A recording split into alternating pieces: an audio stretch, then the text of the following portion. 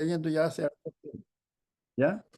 Me gustaría saber ¿qué se acuerdan de lo último que hablamos el sábado pasado? ¿Alguien me puede ayudar? A ver, de a uno, por favor, no todos.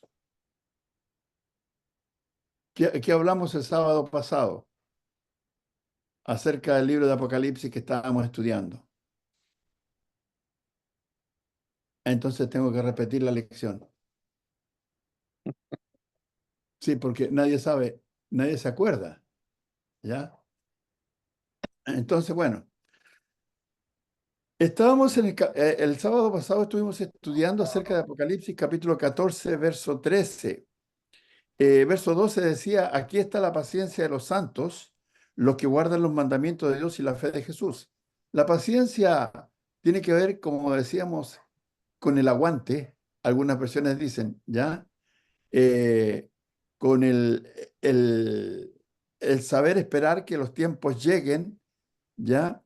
Y con la perseverancia. Otras versiones de la Biblia dicen, ¿ya?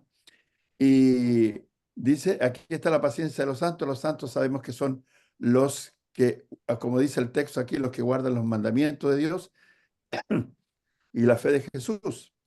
Entonces, es algo que debemos también considerar. Dice el verso 13, porque ya lo pasamos el 13 también, pero para recordar un poquito. Oí una voz que desde el cielo me decía, escribe, bienaventurados de aquí en adelante los muertos que mueren en el Señor. Bienaventurados es, como dice algunas versiones de la Biblia, bueno, en el capítulo 5 de Mateo hay varias bienaventuranzas, ¿no? Entre ellas está la bienaventuranza de los pobres en espíritu, de aquellos que eh, reconocen su total dependencia de Dios y que se someten a la voluntad de Dios para el bienestar de ellos espiritualmente, ¿ya? Entonces, bienaventurados de aquí en adelante los muertos que mueren en el Señor. Sí, dice el Espíritu, descansarán de sus trabajos porque sus obras con ellos siguen. Y hablamos acerca de las obras, ¿se acuerdan?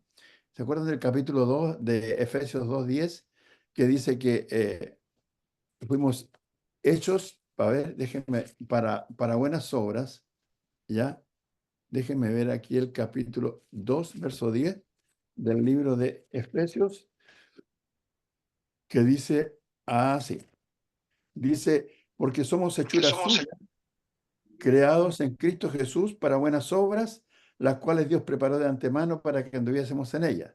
Entonces, cuando dice el texto bienaventurado, dice, sí, dice el Espíritu, descansarán de sus trabajos porque sus obras siguen con ellos. Para ir al cielo necesitamos practicar las obras que Dios preparó de antemano, ¿ya? Para que nosotros las pusiéramos en práctica aquí. ¿Quién nos enseñó cuáles son las obras? Jesús. El 2:10 dice, somos hechura suya, creados en Cristo Jesús, para buenas obras. Él es el dechado de virtudes. Él es el ejemplo para nosotros. Entonces nosotros tenemos que seguir las obras de Cristo. De esta manera vamos a tener libre entrada en el cielo. Si no hacemos las obras que Dios preparó de antemano, entonces no tenemos ninguna oportunidad. Por eso, bienaventurados los santos que mueren en el Señor, dice, ya, porque dice el texto, sí dice el Espíritu, descansarán de sus trabajos porque sus obras con ellos siguen.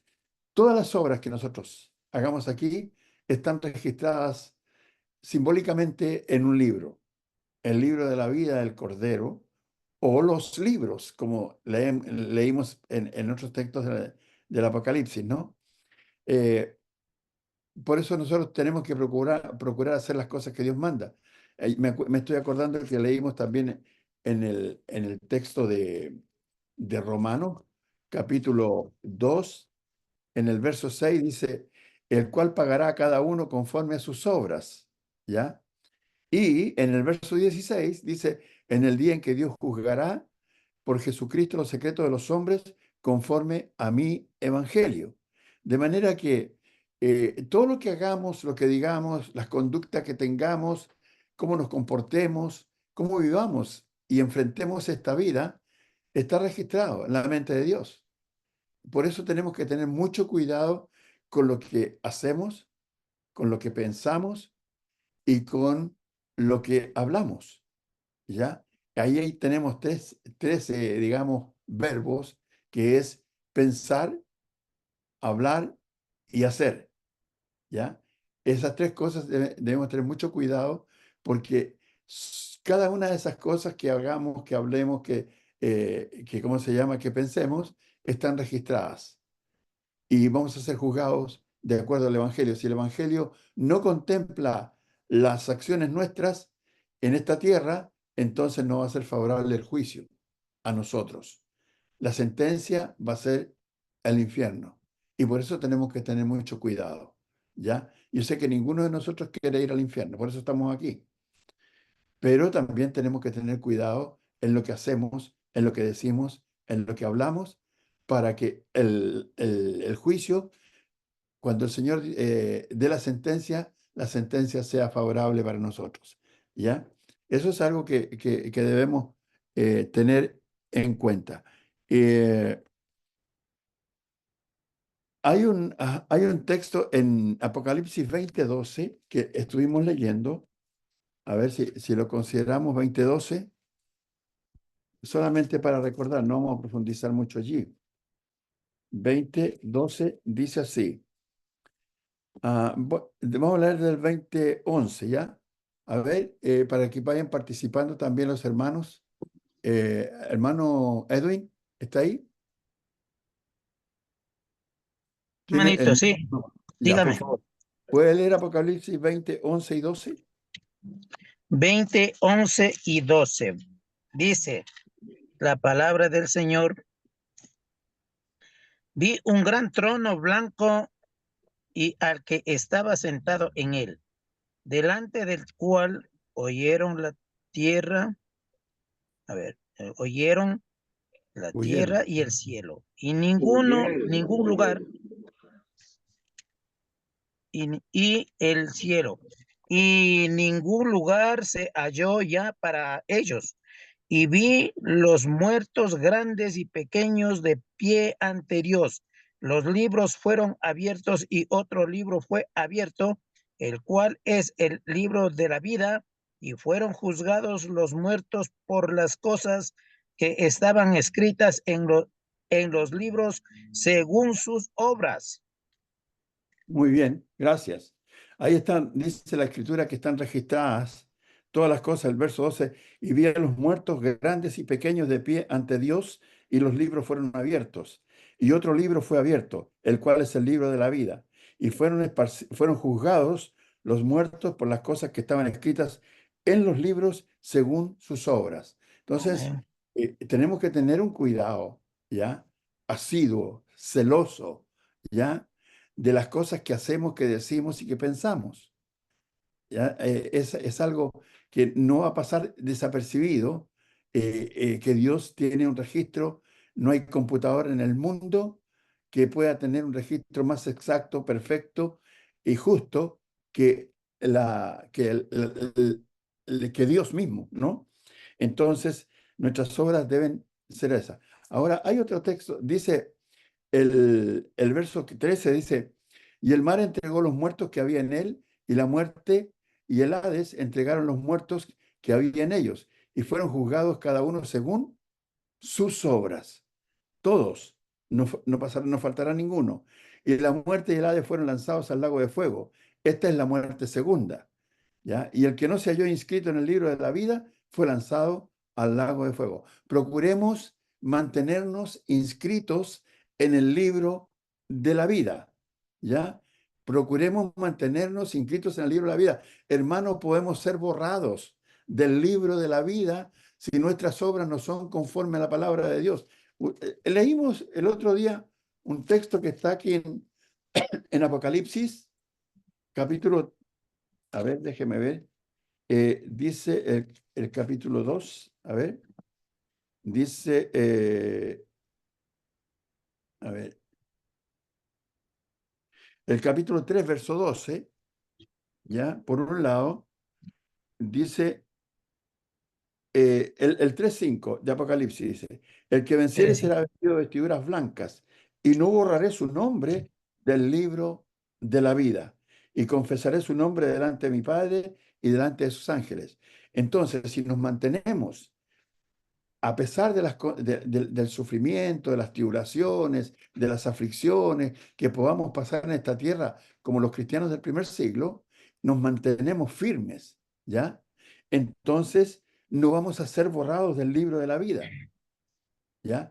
Pero si no nos mantenemos firmes y nuestras obras son contrarias a las obras que Dios preparó de antemano y que las envió por Jesucristo para que nosotros las pusiéramos en práctica, entonces vamos a ser borrados.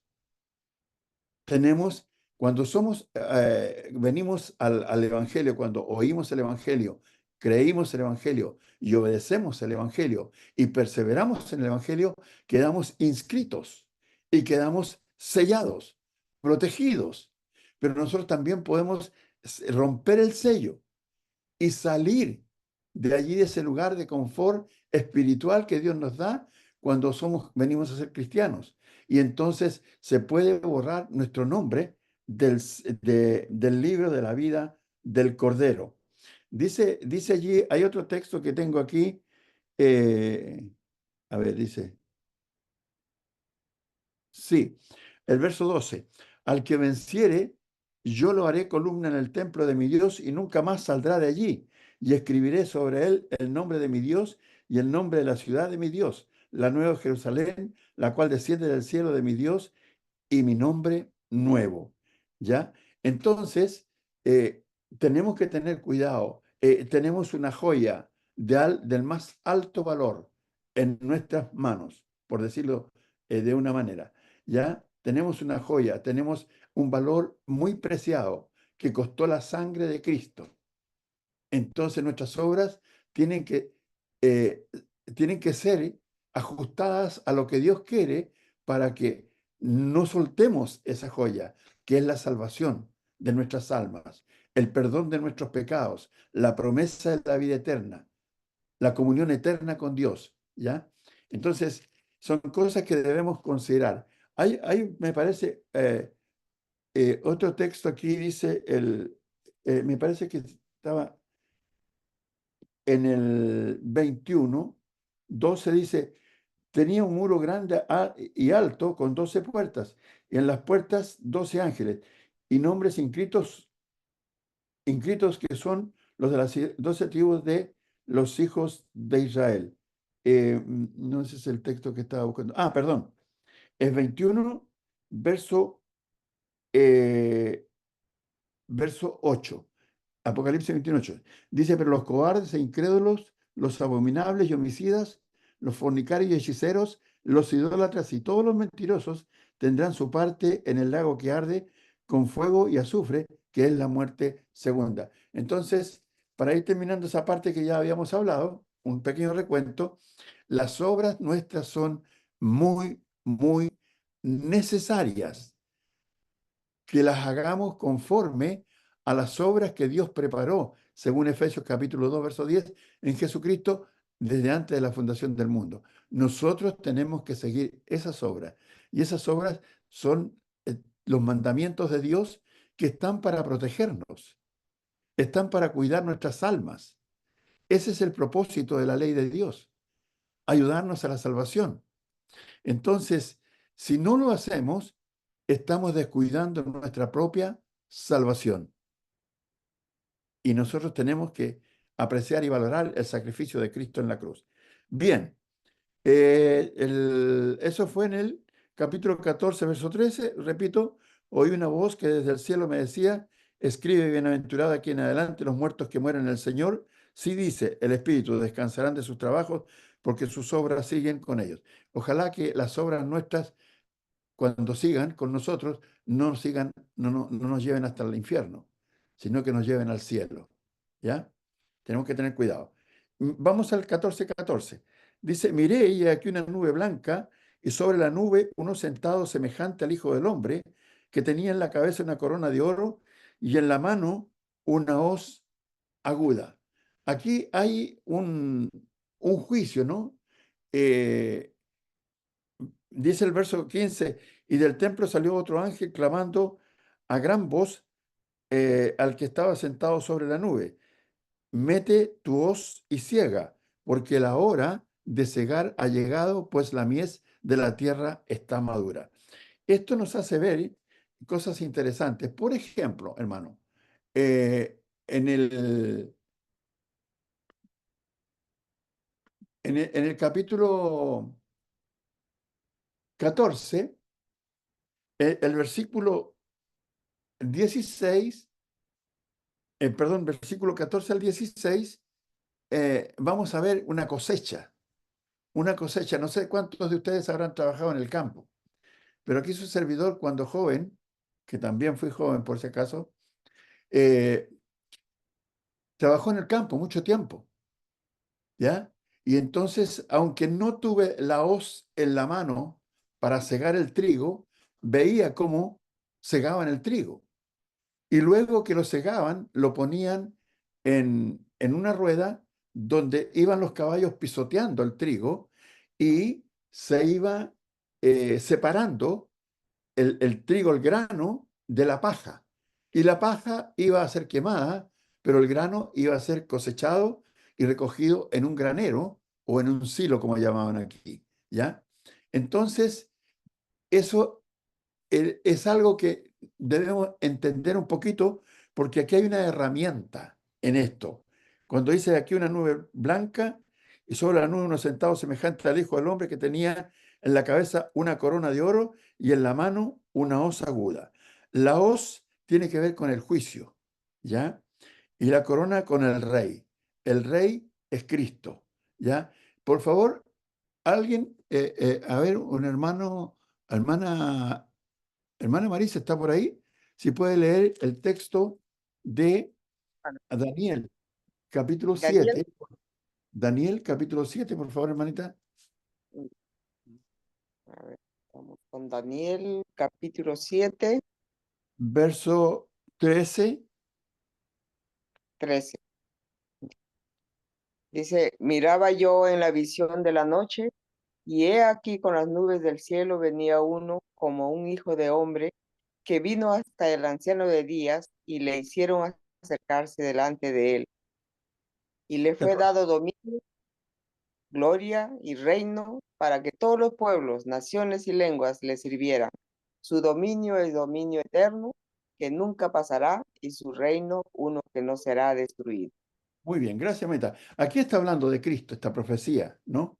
Entonces, también cuando leímos en el 14:14, dice "He aquí una nube blanca". ¿Qué tiene que ver la nube en esto aquí? Fíjese que hay varios textos en la Biblia que hablan acerca de Jesús en la nube. Por ejemplo, el capítulo 1 del libro de Hechos, ¿ya? Vamos a ver el capítulo 1 del libro de los Hechos. Hermano Rogelio, ¿lo puede leer, por favor? Verso 9 al 11.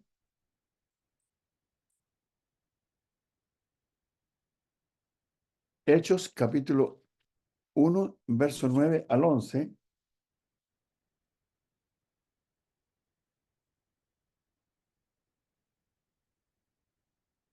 Tiene el micrófono apagado. Ese es el síndrome de Néstor Sánchez. Siempre está con el micrófono apagado. Ahí está, perfecto. Y habiendo dicho estas cosas, viendo ello, fue alzado y le recibió una nube que le ocultó de sus ojos, y estando ellos con los ojos puestos en el cielo, entre tanto que él se iba, he aquí se pusieron junto a ellos dos varones con vestiduras blancas, los cuales también les dijeron: varones Galileos, ¿por qué estáis mirando al cielo? Este mismo Jesús que ha sido tomado de vosotros al cielo, así vendrá como le habéis visto ir al cielo. Muy bien, gracias, hermano. Aquí tenemos entonces la apreciación en cuanto a que este texto que estamos hablando aquí en el libro de Apocalipsis tiene que ver con el juicio. El juicio que se va a hacer, digamos, en este caso, a Roma y también a todos los judíos que trataban de entorpecer la labor de Cristo y también de destruir la obra persiguiendo a los cristianos. Los cristianos sufrieron mucha persecución en los primeros siglos y entonces lo que está hablando aquí es que va a venir en juicio, ¿ya? Cuando descienda de la nube. Ahora, hay otro texto que está en 1 Tesalonicenses, capítulo 4, verso 17. A ver si lo puede leer, hermano José Quiñones, por favor. 1 Tesalonicenses, capítulo 4, verso 17. Amén, hermanito. La palabra de Dios dice: luego nosotros los que vivamos, los que hayamos quedado, seremos arrebatados juntamente con ellos en las nubes para recibir al Señor en el aire, y así estaremos siempre con el Señor. Bien, muchas gracias, hermano. Bien, esos textos que hemos leído acerca de el alzamiento de Jesús en la nube, capítulo 1 del libro de los Hechos, en 1 Tesalonicenses, en que desciende el Señor en la nube, tienen que ver con lo que estamos viendo aquí, porque tienen que ver con el juicio de Dios, ¿ya? Tienen que ver con el juicio de Dios. Hay muchos textos que hablan de eso. Por eso el capítulo 14, verso 15, presenta a Cristo viniendo a hacer juicio en esta forma, en la nube. Dice con una hoz aguda. Ya le dije lo que era la hoz, que era una herramienta que cortaba, muchos la conocerán. Dice, y del templo salió otro ángel clamando a gran voz al que estaba sentado sobre la nube: mete la hoz y ciega, porque la hora de cegar ha llegado, pues la mies de la tierra está madura. Aquí hay una cosa bien interesante también para todos nosotros, en el sentido de que eh, Jesús se refirió a sí mismo muchas veces como el Hijo del Hombre, ¿ya? Y vino a hacer juicio, vino a hacer eh, a dictar una sentencia en contra de los enemigos de Dios. Dice el texto, y del templo salió otro ángel clamando a gran voz al que estaba sentado sobre la nube, que era Cristo, según lo que leímos también en el capítulo 7, que leyó la hermana Marisa, del libro de Daniel, ¿ya? Y dice, mete tu hoz y ciega, porque la hora de cegar ha llegado, pues la mies de la tierra está madura, o sea, está todo preparado. El trigo nunca se cegó cuando estaba verde, sino que esperaba que estuviera seco, que ya el grano, la espiga hubiese madurado para poder hacer la siega. Así también Dios espera que todo esté preparado para que se pueda hacer el juicio contra quienes, en este caso, contra aquellos que han hecho daño a la obra del Señor. Las persecuciones, ustedes saben que fueron grandísimas, ¿no es cierto? Ya lo hemos hablado aquí. ¿Qué más les puedo decir? Eh, Jesús en muchas ocasiones ya se estuvo refiriendo a sí mismo como el Hijo del Hombre, ¿no? Y dice, a ver, déjeme ver un texto aquí que estoy buscando, ¿ya? Eh, bueno, eso es lo que tenemos allí. ¿Qué más? El verso 15. Dice, y el que estaba sentado sobre la nube metió su hoz en la tierra y la tierra fue cegada. O sea, fue aplicado el juicio. Aquí no fue un juicio que, yo entiendo esto, que no fue un juicio en que en un momento determinado se destruyó, ¿cómo se llama? Roma, y que murió políticamente, comercialmente y todo ese tipo de cosas, sino que es un proceso. Se inició un juicio en contra de Roma, la Roma pagana. Como Dios hoy día está juzgando y está condenando con juicio a todos aquellos pueblos y naciones donde se está sembrando la prostitución ya espiritual, donde los gobiernos están promoviendo y proveyendo los medios para que la gente no crea en Dios. Hace unos días, no sé si ustedes conocen esta historia que les voy a contar, pero está en la palestra, está en la televisión todos los días. En los Juegos Olímpicos que se están haciendo en Francia, ya donde van muchos deportistas ahí a competir. Hubo una deportista, me parece que era italiana, boxeando con otra supuesta mujer, ¿ya? Supuesta mujer, porque era un hombre. Pero como hoy día, uno, de acuerdo a lo que dice la sociedad actual, si uno se percibe mujer, es mujer aunque sea hombre, ¿ya? Si uno se percibe hombre, es hombre aunque sea mujer. Entonces, la gente está recibiendo la aprobación de parte de los gobiernos, de parte de las instituciones deportivas, de las instituciones religiosas, para hacer lo que quiera hacer, ¿ya? Y de esta manera se está corrompiendo y se está cayendo en una degeneración tremenda respecto a la moral y respecto a la espiritualidad. Entonces, Dios está aplicando un juicio, está condenando hoy día por medio de su palabra a aquellos que practican tales cosas, como lo hizo también en el tiempo de Roma. Y eso es la cosecha, eso es el juicio, eso es que Dios en su tiempo comenzó a hacer el juicio que corresponde a cada uno, ¿ya? Entonces, nosotros no tenemos que vernos involucrados en eso.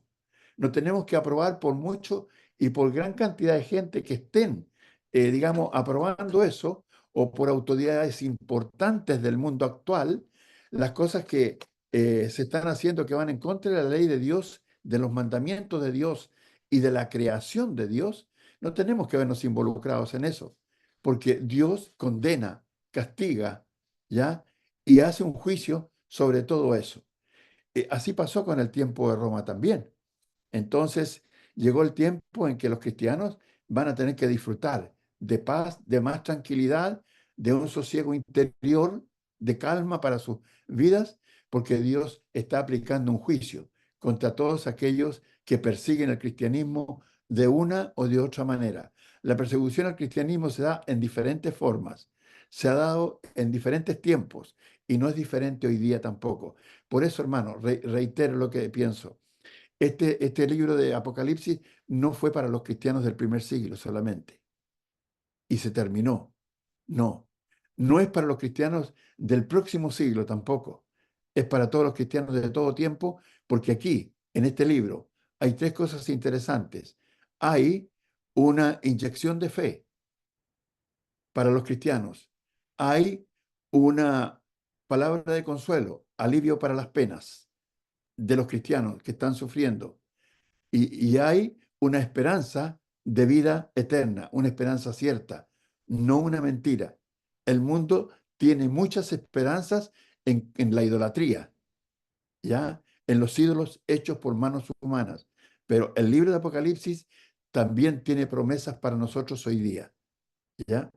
También tiene promesas y también hay juicio para nosotros y también para el mundo actual. Y como hay esperanza para los cristianos del primer siglo, lo hay para nosotros y lo habrá para los del futuro, si Dios permite que la vida siga. Como hay alivio para nuestras penas, consuelo para nuestras aflicciones, también lo habrá, y lo hubo y lo habrá para aquellos que vienen después. Y como hubo esperanza para ellos, también hay esperanza para nosotros y lo habrá para los que vengan después, si Dios permite que la vida siga. ¿Ya?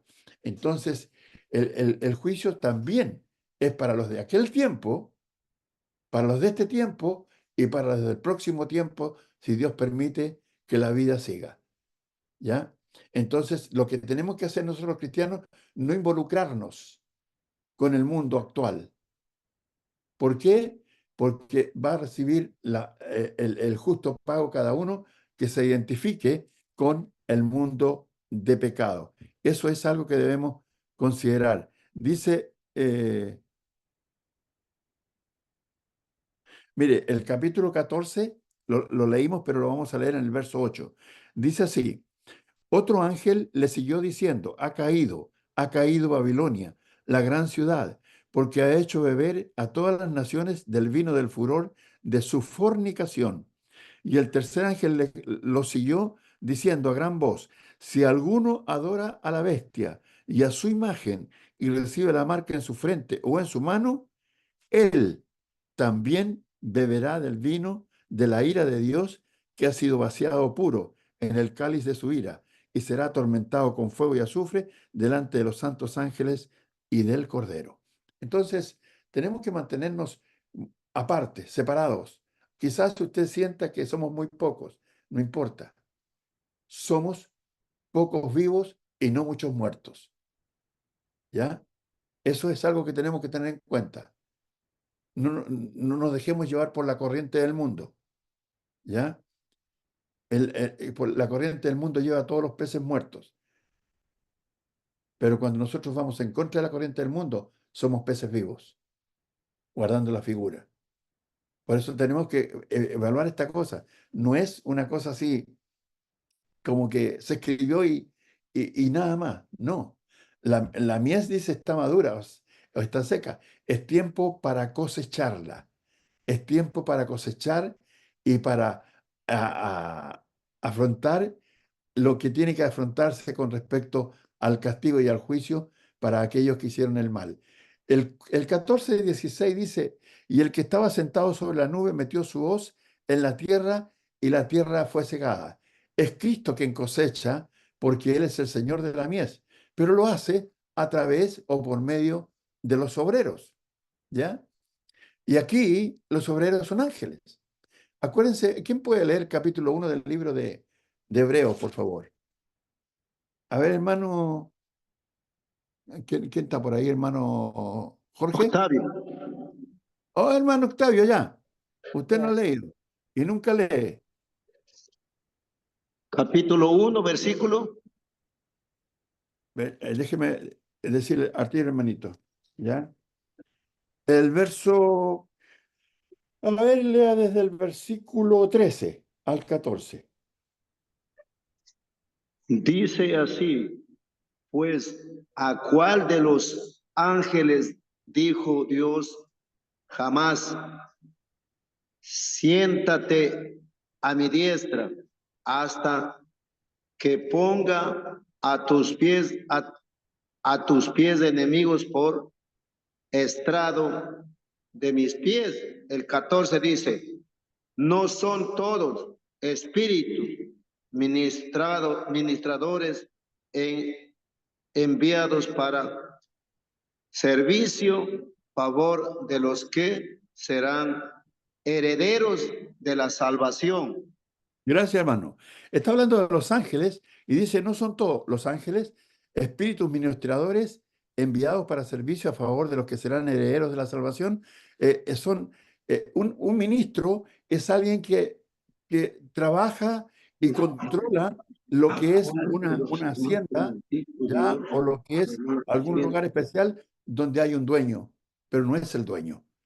Aquí Dios es el dueño, pero los ángeles son administradores de las cosas de Dios. Y por eso, entonces, ellos son enviados para hacer juicio, pero Dios hace el juicio a través de ellos.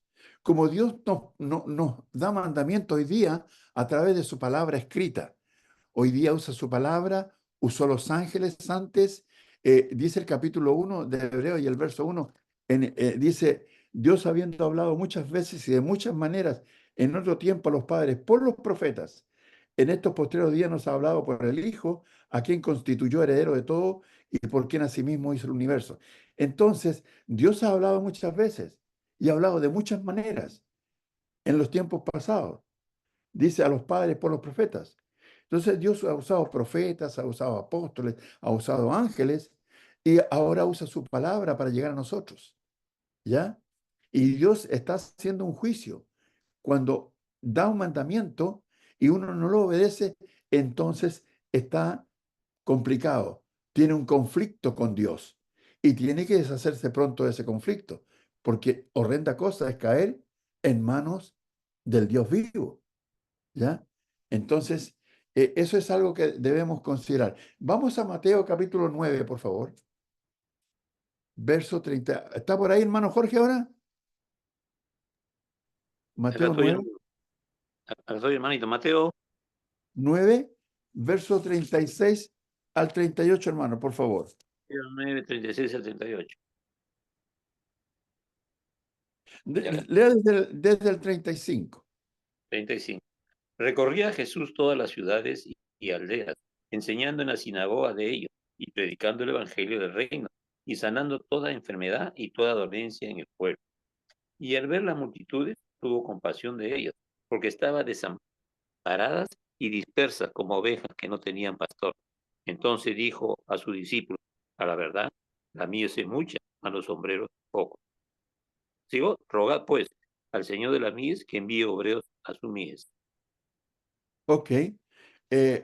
Dice al verso 36, y al ver las multitudes, tuvo compasión de ellas porque estaban desamparadas y dispersas, como ovejas que no tienen pastor. ¿Ya? Entonces, el pueblo de Israel en ese tiempo estaba allí desamparado y había necesidad de predicarles la verdad, de traerlos de vuelta, porque muchos habían ido del camino del Señor. Entonces dijo a sus discípulos: a la verdad, la mies es mucha. Hay mucho trabajo que hacer. Hay mucho trabajo. Más los obreros son pocos. Hay pocos obreros predicando el Evangelio hoy día, como lo hubo en ese tiempo. Entonces dice: rogad, ¿qué cosa? Al Señor de la mies. ¿A quién? Al Padre Celestial, que envíe obreros a su mies, a su obra, a trabajar para predicar el Evangelio. Entonces, también tenemos que hacer lo mismo, rogar a Dios para que tengamos más obreros que puedan hacer la obra del Señor. Ahora dice el versículo 17: salió otro ángel del templo que está en el cielo, teniendo también una hoz aguda. Y este ángel también, como vemos, tiene una hoz y no es igual a Cristo. Pero, dado que los ángeles son espíritus ministradores, hacen el trabajo de Cristo, o sea, o Cristo trabaja a través de ellos, ¿ya? Y ahí está haciendo su trabajo. ¿Qué más dice? Ese texto, y vamos a ver el verso 18, dice: y salió del altar otro ángel que tenía poder sobre el fuego, y llamó a gran voz al que tenía la hoz aguda, diciendo: mete tu hoz aguda y vendime a los racimos de la tierra, porque sus uvas están maduras. Las uvas maduras, o sea, en el juicio de Dios es tiempo de cosechar. Es tiempo de cosechar. Eso es lo que está pasando allí. A ver, ¿qué otra cosa más? Disculpe, disculpe que tengo. Un segundito, hermano, disculpe que tengo que tomar un remedio. No me lo tomo ahora, más rato me muero.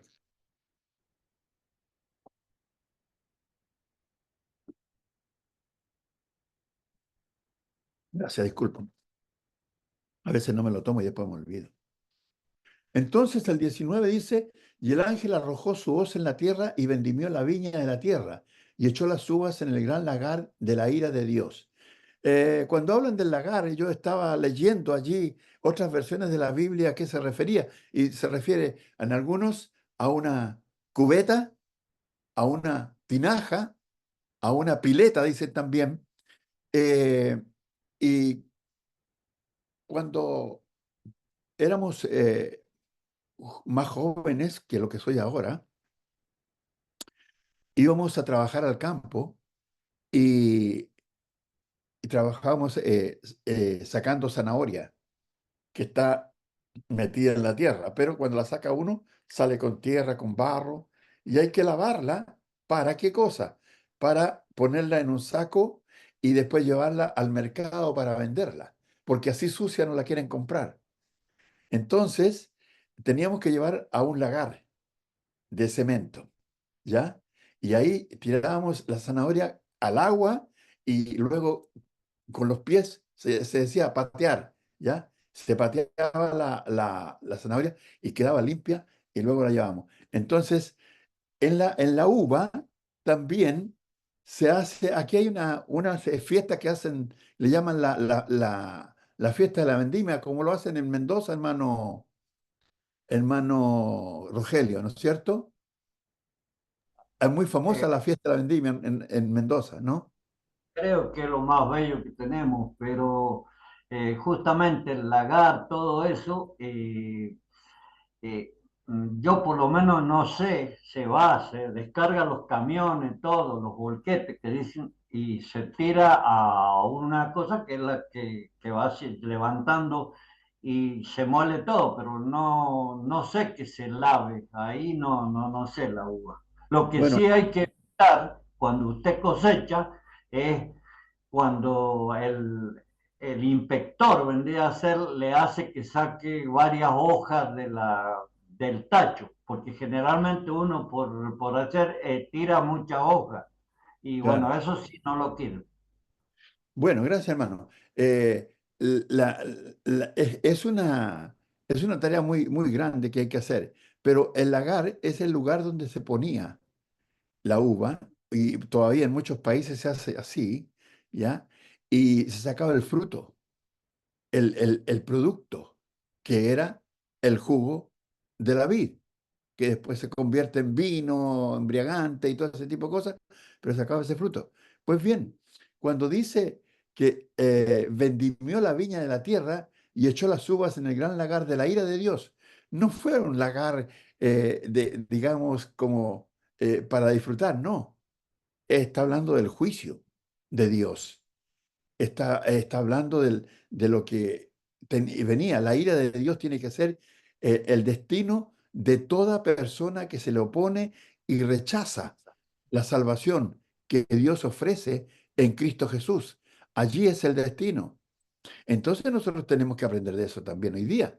Tenemos que saber que Dios... Hay un texto ahí en Isaías Herman- 63. Hermanito Néstor, aquí, por ejemplo, disculpe que le interrumpa. Ah, por En, favor. en la Biblia, Dios habla hoy, ese ¿Ya? versículo 19 nos dice, y el ángel pasó su hoz sobre la tierra y cortó las uvas de los viñados de la tierra y luego las echó en el gran recipiente que se usa para exprimirlas y que simboliza la ira de Dios. Gracias, hermano. Ahí dice recipiente, ¿ves?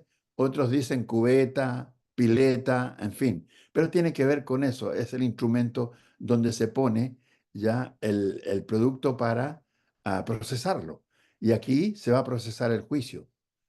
Hermano, ¿me puede permitir un comentario?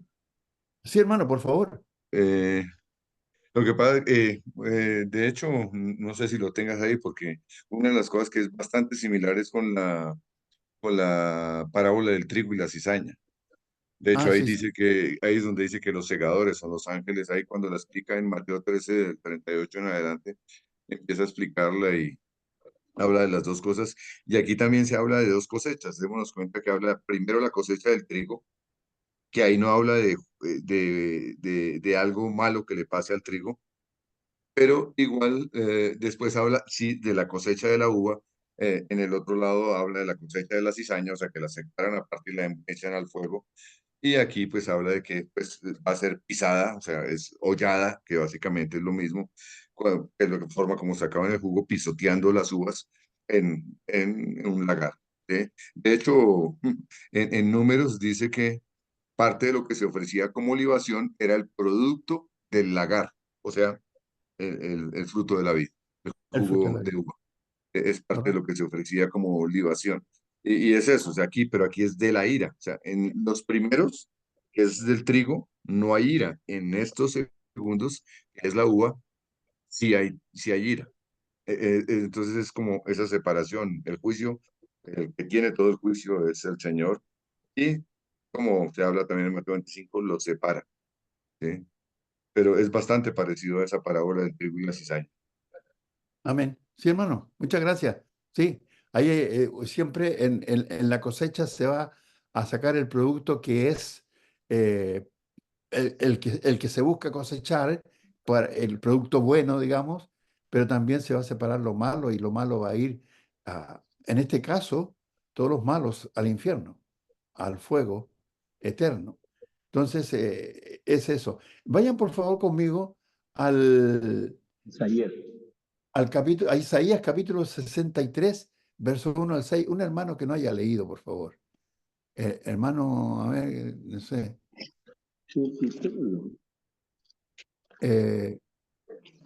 ¿Había alguna hermana que esté por ahí? Rosa Linares, ¿puede ser?